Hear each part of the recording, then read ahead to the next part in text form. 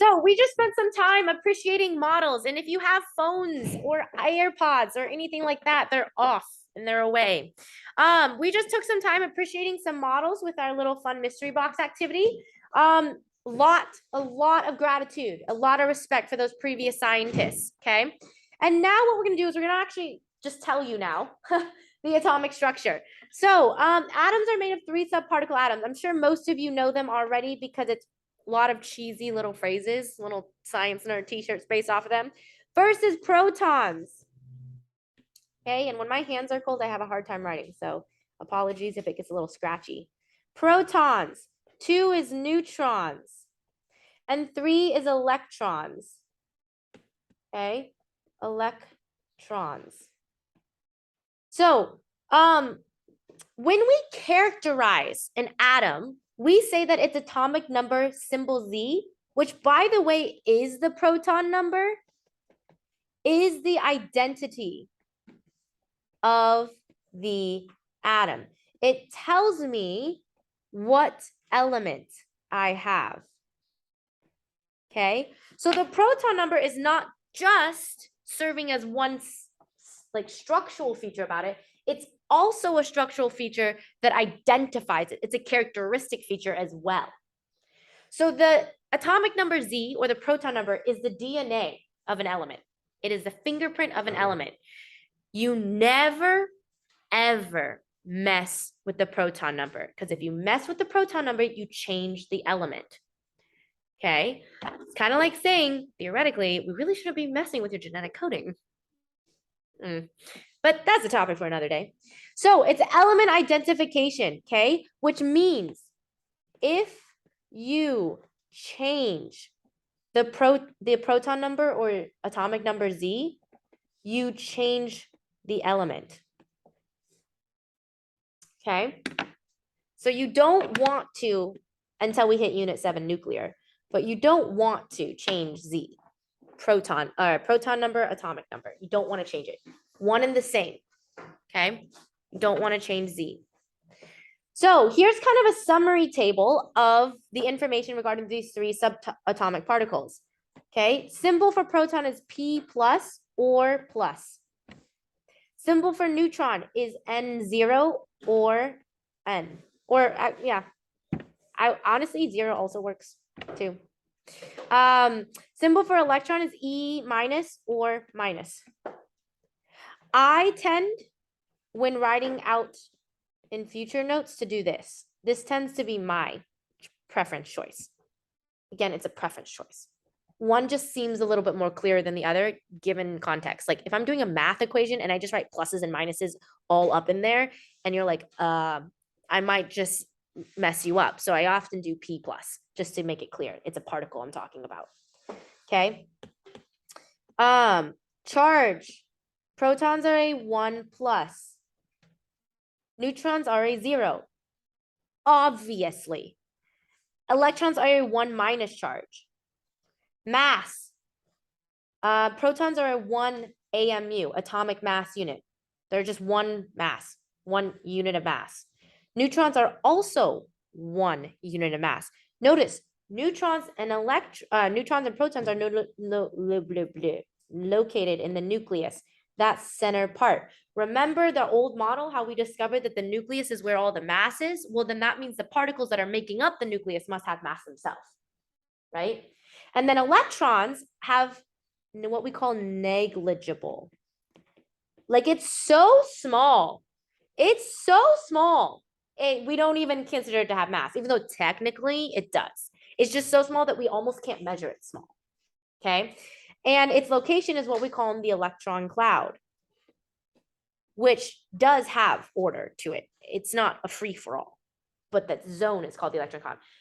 So atomic mass units, 1 AMU is, to make it clear, 1 proton or 1 neutron. And electrons are considered to have negligible mass.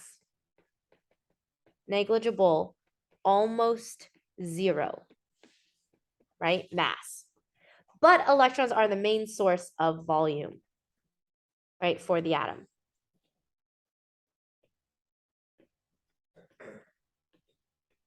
Okay. So when we look at the periodic table, all right, and I'm actually going to hand out a periodic table to each of you guys right now. Give me a second. Okay, so looking at the periodic table, we have a box for each element, and each element seems to change by one successive proton count. One successive proton count. Okay, so we see the atomic number Z, we already know is the identity. And it is equal to the proton number. Okay, it is the fingerprint, right? Fingerprint of the elemental atom. It is your fingerprint.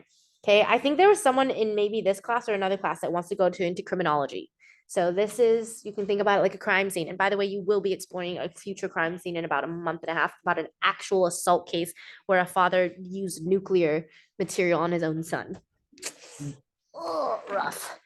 That's gonna have some therapy issues later. Okay, so what we say then is I'm gonna kind of skip down to bottom here. I'm just gonna skip for a second because I wish I had reordered it. We're gonna skip down to relative atomic mass on the next page. So relative atomic mass is the average mass of a given elemental atom, right? So if I were to pluck a carbon atom out of space, if I were to pluck a carbon, or let's do oxygen, because that's the one I talked about in the picture. If I were to pluck some random oxygen atom out of space, it would probably measure to be 15.99 AMU. Okay, this atomic mass is what we see on the periodic table. This is the mass on the PT, periodic table. Now, for those of you that are sports people, that means physical therapy. You're now chemists. PT means periodic table. Okay, and it's always a decimal.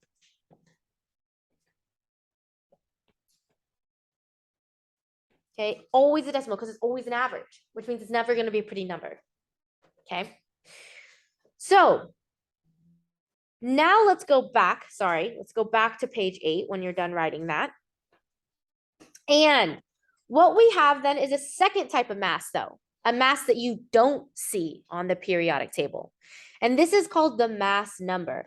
And the mass number is literally equal to the whole number protons plus the whole number neutrons, which, by the way, is the source of mass for an atom in the tray. First tray, second level. Okay. And so the mass number is specific to an atom. So it's not just any old elemental atom. It's, well, that particular atom has this mass, like a atom. It's an atom-based mass. And it is never seen on periodic table. It must always be calculated or told to you. It is always calculated or told.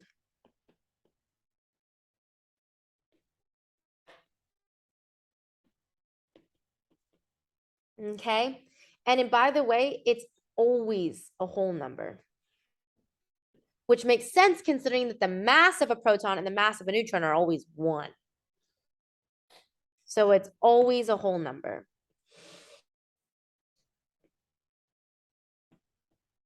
Okay, so there's this special little topic that honors are going to explore tonight. Prep, you're going to get this in unit 7, but it's not going to be introduced yet. But I'm just going to tell you a little sneak peek into it for everybody. So how does mass number and relative atomic mass come into play? It's a thing called isotopes. Isotopes are atoms of the same element, but with different mass number values. So that means that if we can't change proton count, it means that we have a different number of neutrons. So it's an atom that has the same identity, the same proton count as any other carbon or oxygen atom. So for oxygen, it's 8, right? It's 8. So it's like plucking one oxygen atom out of space and saying that I have a whole number mass, my protons plus my neutrons, and nucleus of 16. But then I pluck another oxygen out of space, and it's 15 this time. Together, if we take the sum total of all isotopes out there in the universe of a type of atom, that's how we get the average atomic mass. Is there's actually variance regarding per atom of an element out there. But we say, well, if we're going to generally pluck one out of space, this would be the general mass it would carry. That's your periodic table mass. That's your relative atomic mass. But your isotope mass is specific to an atom. It's a whole number. It's unique to that atom. Okay? And so from mass number, notice you can calculate the neutron count. And that's obviously very important for isotopes. So for neutron count, number of neutrons is equal to the mass number minus the number of protons. Sounds silly, okay, that I just had to explain that to you, that basic mathematical rearrangement. You'll be surprised how many people forget that. So, by the way, the number of neutrons, like the number, like the mass number, has to be calculated or told. It's not really something that you can find on the periodic table. It's always calculated or told. Okay, always calculated or told. And I'll do it in gee willikers. Okay, honors, you're going to be exploring isotopes tonight. Okay, they're kind of cool. Also, there's this is actually how we get nuclear reactions other than fission and fusion. General radioactive decay is due to unstable isotopes forming that are just like yeah, just cray. So that's like all the F block, though, that like little 2 rows that come out of the periodic table. Those are like your elements that are full of unstable isotopes that just go ham and releasing radiation. Okay. So how about the number of electrons? What about this third subparticle? We've talked a lot about proton count. We've talked a lot about neutron count and how they connect to one another and how we can either find or not find it on the periodic table. Okay, but what about electron count? Okay, so if we look at protons and electrons, they share one common characteristic. They both carry a charge, but the opposite charge of one another. So what we say is that the number of electrons for a neutral atom, for an overall neutrally charged atom, is equal to the number of protons. And here's why. You have to cancel out your positive with your negatives. So if you have 8 protons, which is also the identity of an oxygen, and it's a neutral oxygen, then you must have 8 electrons as well to cancel it out. Okay, so this is for a neutral atom. Now, what about charged atoms? If you have an unequal amount of protons to electrons, you're going to create a charge. You're going to produce a charge. We call those charged atoms ions. Ionic atoms, or they're ions. A charged atom is an ion.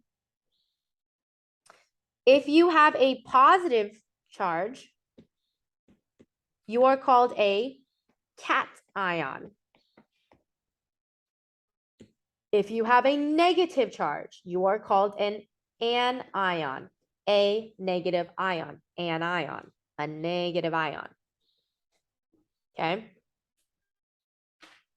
So if I were to have oxygen neutral have 8 electrons, and then I tell you oxygen 2 minus anion exist.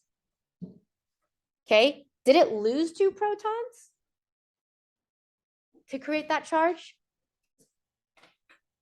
Can we lose 2 protons and still be oxygen?